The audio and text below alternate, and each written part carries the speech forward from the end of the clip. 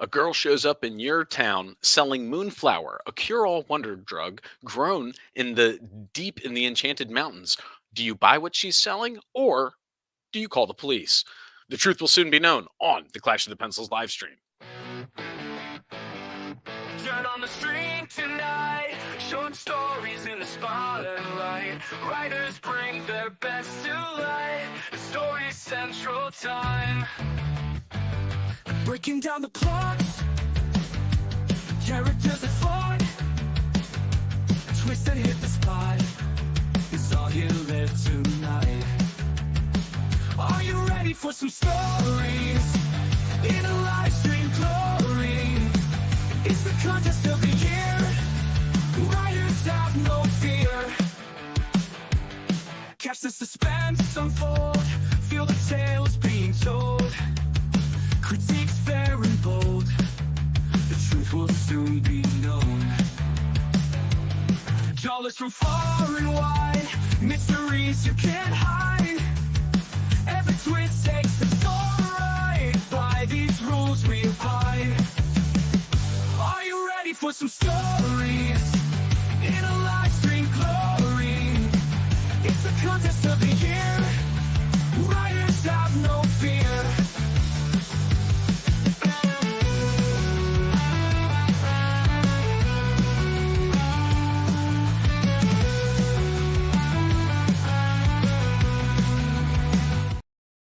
All right, welcome to Clash of the Pencils live stream, the only full contact creative writing esports league in the history of esports leagues, creative writing leagues, America, Earth, the galaxy, the universe, history, time itself. My name is Tom Sherman. I'm joined as always by Greg the Reader Peterson.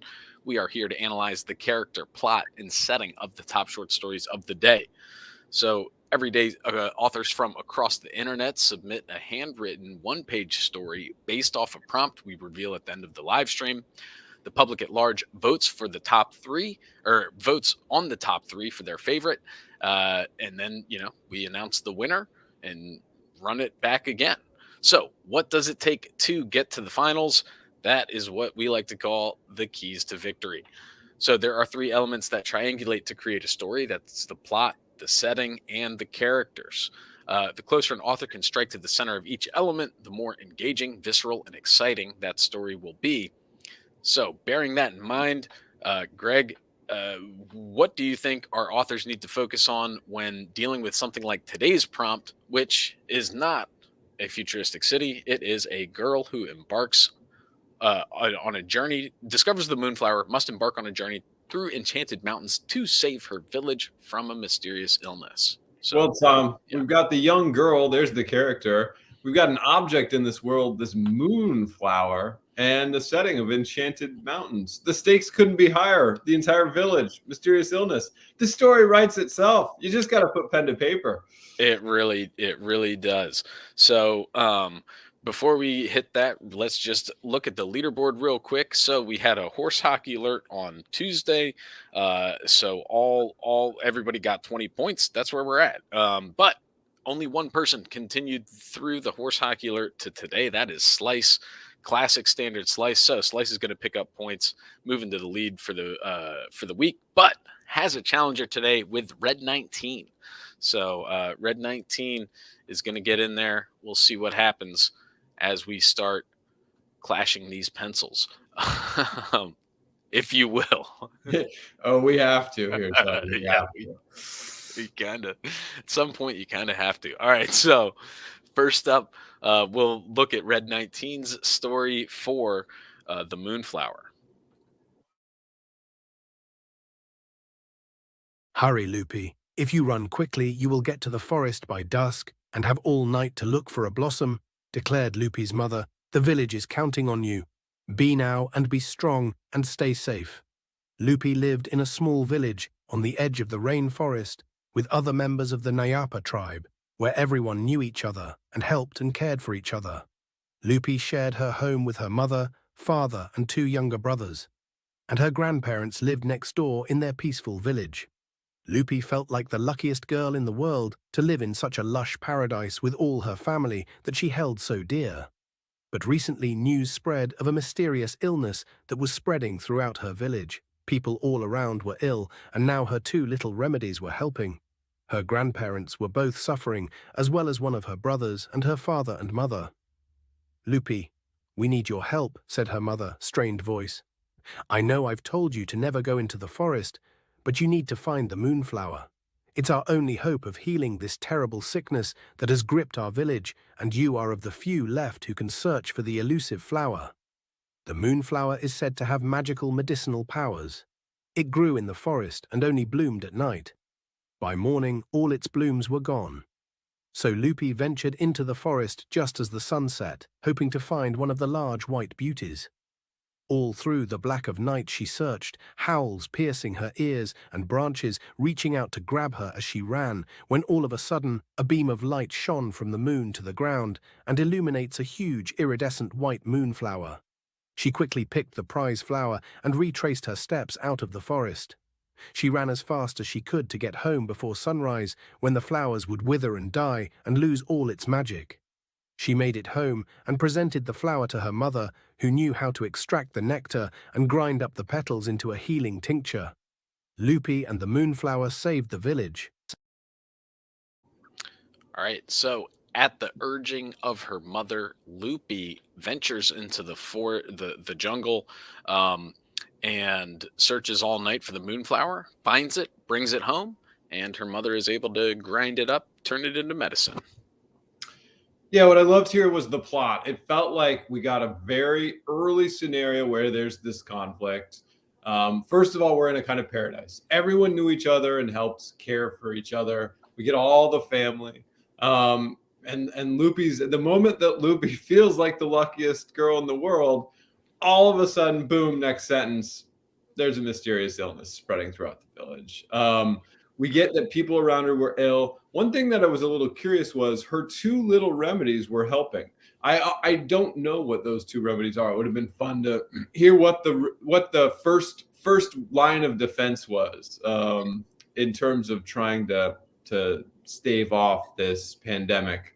But then we get the quest. The quest is going into that enchanted forest and finding a moonflower. Of course, it has to be at night because it loses its power the moment Obviously. the sun comes out. So I thought it was very well plotted, and the stakes kept rising.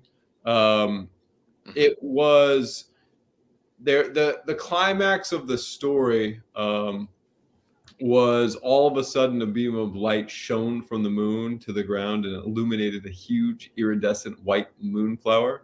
It would have been nice. It's like the forest was just a forest. It would have been fun to have, maybe there's an obstacle in the way. There's some other obstacle, but she plucks the flower and gets it back. So that seems like Yeah. a missed opportunity to get a little bit more attention, Mhm. making the payoff all the more, I don't know, cathartic or Yeah. significant. But I thought it was well plotted overall. The characters realized the stakes were high. I don't know. What did you think? Yeah, I think you're really hitting the nail on the head there. Especially with, like, the pacing was good, the plot was good. It was, but what could be left to be desired is that sort of, yeah, the I don't know what it is, the danger, I guess. You know what I Mm, mean? mm, So there's that sentence that you pointed out, is with the beam of light that's shown. The first half of it too is, all through the black of night she searched, howls piercing her ears and branches reaching out to grab her as she ran, when all of a sudden the beam of light, moonflower. So, like, that one sentence, that was a strong action driven sentence, full of plot setting tension. You know what I mean? Like, that was great. mhm, And mhm.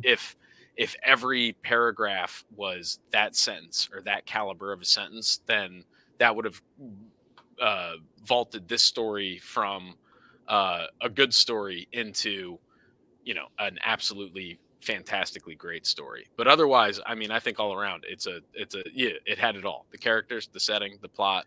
They were there. I was in it. You know, You so were yeah, we got to save the village, Tom. I we mean, saved the village. yeah. The village was saved. I will say it sounds like Loopy's mom did a lot of the heavy lifting, with Yeah, these all the expertise, like crushing those petals, extracting the nectar, like that's telling Loopy to go. It was so kudos to the moms out there keeping everybody keeping everybody on track. All right, next story here is from Slice.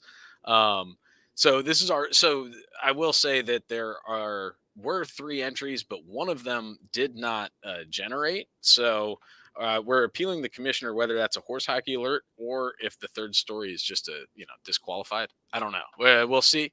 But that being said, here's Slices. Um, I'm gonna say I'm just warning, just because I know world's litigious. I don't know, one of those like epilepsy warnings, maybe. You know what I mean? Like I don't know. we This are is not. exploring a new model, This, a new story flicks yeah, model here. I So watched this last night and it did make me a little queasy. I'm just saying. I don't know. We'll see. We'll see how it goes. But let me know how you think. What's going on here with Slice's story? Stepping through a wormhole next to the rat traps outside of Arby's on 5th, the kids teleported to the city of golden clouds, their artifacts in tow. Ruby remarked on the cobalt-cobbled streets, the bright, expansive sky filled with 400 stars you could still see through the light pollution. They must have been neon. It felt like a slot machine. Metals were clanging all around them without cacophony, but random lizard mom bracelets, goldsmiths crafting watches, pocket calendars, and telescopes. The boys beside her were stunned in silence, but Ruby was an arrow. She further noted the family of eels eating vermicelli in a noodle house and the range of ink-black mountains speckled with bright turquoise flower bells that dwarfed them. She shot toward the range, followed by a stupefied Edgar and Dell. They entered a field beneath the mountains smelling like warm chocolate chip cookies, fresh laundry, and the beach. Ruby plucked a brilliant blue flower and felt power. A real power of spirit. The pubescent preoccupations that had previously predominated her personality went poof. She never met a god, but she knew was one now. She directed the boys to pick up a flower themselves, and they promptly responded the same. She grabbed an earring from Dell and started to talk to her ancestors. In their hands were moonflowers, which were planted by the dismemberment and scattering of limbs of Koyolaukui after her rebellion against the earth was thwarted. The kids went back to the city with backpacks full of the flowers. They enjoyed what seemed like years in the city, breathing deep the Bologna's air, watching birds fly airplanes and touching textiles so supple their skin crawled under their cotton tees. They departed the city for the day, their packs filled with moonflowers, and materialized next to the rat traps outside Arby's on 5th. They talked an employee into giving them free curly fries and felt power flash through the nerves of their bodies like Christmas lights. They couldn't give this up. They reminisced about their day and discussed how they could help the world and themselves with the flowers. But first, they'd go home. Ruby borrowed the earring, did her homework, and before bed, checked what Tezcatlipoca. The pirate spoke of the pestilence plaguing Cloud City now that the flowers left. She must return them. All right. So this is a continuation of the Ghost Club series that Slice has been writing throughout these prompts. Where they left off, they had just found that obsidian journal to the city of gold, and from the Sky Pirates, obviously. So they go to the wormhole, transport to the city of golden clouds. They walk through the streets, seeing the sights and sounds.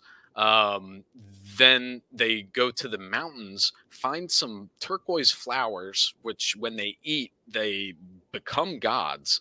They take a backpack full of the flowers, return home, and then decide before before they do anything else, they should all go home, do their homework like good kids do.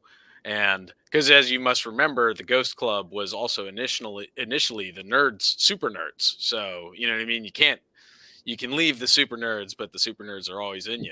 And so go home, do your homework, and then when they do that, Ruby has one of the coyote Huehue coyote earrings, which she communicates with her ancestor Tezcatlipoca, who says there's a pestilence plaguing Cloud City now that they took the flowers, and she must bring them back. So I have a question. Is Yep. the power of eating the flowers, the moon flowers, is it really just to get about getting Arby's curly fries? Is that really all the upside that we get Mhm. here? Because it feels like they talked their way into that, and then they felt the power. Um, the powers seem to be basically like an accessory on a shopping trip. Um, and where I was wondering about where it gets the what magical properties it has, and they certainly talk about how they could help the world and themselves with the flowers. And Mhm. that feels like a gesture towards kind of an undeveloped plot that Mhm. might be more on the prompt. We get incredible world building throughout. It's we're in this kind of dystopian city of sort of it's almost chaotic commercialism, which is one of Slice's motifs that he likes to play with, especially with the sort of random assemblage of different pieces of. Well, I mean, he loves trash. We know he loves objects in various forms of being thrown away, and so we get some of that. We also get some of his characteristic wordplay here. The pubescent preoccupations that had previously predominated her personality went poof.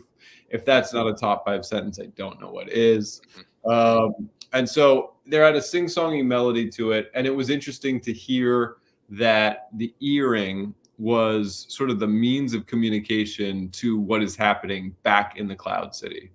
Um, and it seems like they caused the plague rather rather than they were needing the moonflowers to solve the plague. Mhm. So it Mhm. takes certain bits of the prompts, like all the best students, it takes bits of the prompts and then reinterprets them and makes it work for them.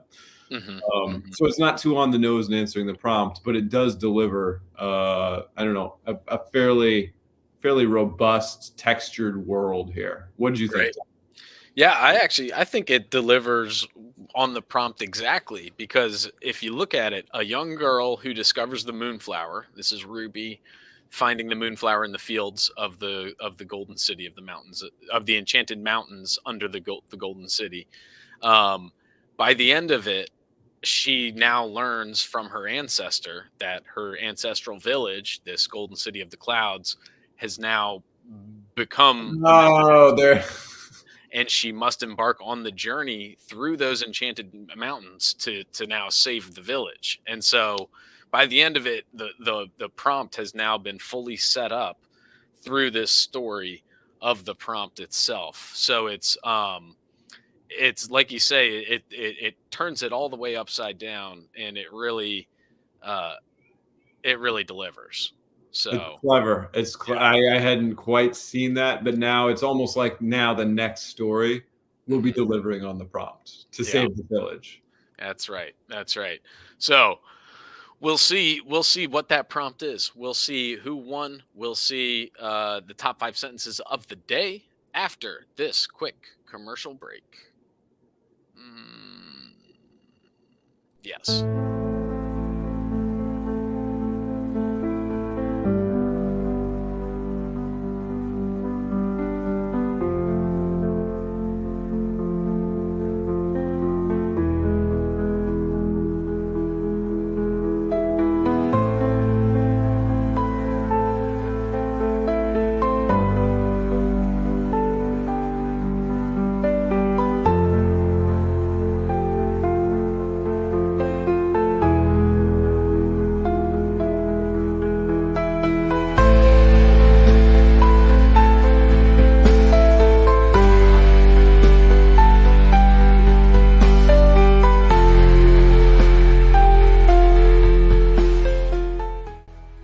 Baloney, a colony by Tony Stallone.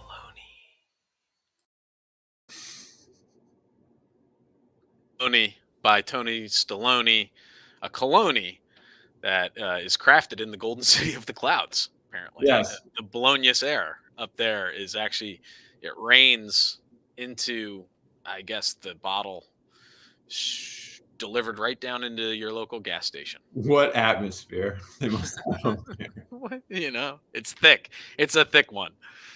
Viscous, viscous stuff. All right, so um, let's see. We've done that. clicking this button. Actually, first I'm clicking that button, and then it is. Something went wrong. Great. Classic. Classic. Set that winner. Something went wrong. We don't know who the winner is. I believe it was Slice. We'll have to double check. Not quite sure. All right. Well, doesn't matter anyways. Slice is definitely leading the week. It may or may not be Red 19 close on the heels along with the rest of the pack. Otherwise, let's look at the prompt for tomorrow, which For Monday. Monday. Good gravy. All right, that's fine. That's fine. I mean, whatever. I mean, whatever day you want it to be for. Actually, no, that's not how it works. You got to get the app and look at it. A rare artifact goes missing from the local museum, and all the evidence points to an unsolvable case. A group of kids, convinced they can crack it, sneaks into the museum after hours to uncover the hidden clues and expose the real thief. Wow. Yeah, sounds like the story's there, right there for you. I don't know. I want to see Slice continue his epic on this. It almost seems like that's exactly why that prompt was crafted, but I doubt it. It's a random world, right? Anyways, okay. Demure. All right, let's see. Top 5. Let's go to the top 5 sentences of the day.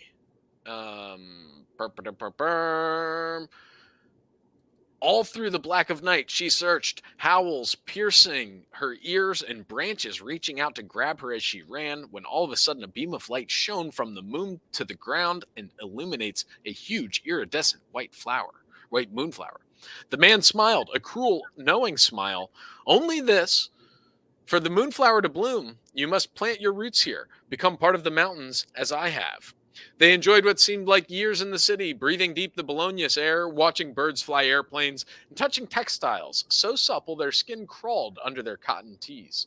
She looked at him, saw the hollowness behind his eyes, the weight of centuries that had worn him down until he was barely human. The moonflower glowed softly between them, its beauty beckoning. Ruby remarked on the cobbled streets, the bright expansive sky filled with 400 stars. You could still see through the light pollution. They must have been neon. It felt like a slot machine. Metals were clanging all around them with a cacophony, but not without cacophony, but random. Lizard mom bracelets, goldsmiths crafting watches, pocket calendars, and telescopes. The pubescent preoccupations that previously predominated her personality went poof. There you have it. Those are your top 5 sentences of the day, brought to you by Cologne by Tony Stallone. The only cologne that smells like bologna. All right, that's it, right? Did That's we it. We nailed all the beats. Did the top 5. Led the kid telling me it's over. So, till next time, folks, keep those pencils sharp. And kids, don't let your creativity get captured. All right, I just need to click this intro button. Turn on the screen tonight, short stories in the spotlight. Writers bring their best to light. The story central time. Breaking down the plot, characters that fought, twists that hit the spot. It's all you live tonight. Are you ready for some stories in a live stream glory? It's the contest of the year. Writers have no fear. Catch the suspense unfold. Feel the tales being told. Critiques fair and bold. The truth will soon be known. Dollars from far and wide. Mysteries you can't hide. Every twist takes the story right. By these rules we abide. Are you ready for some story?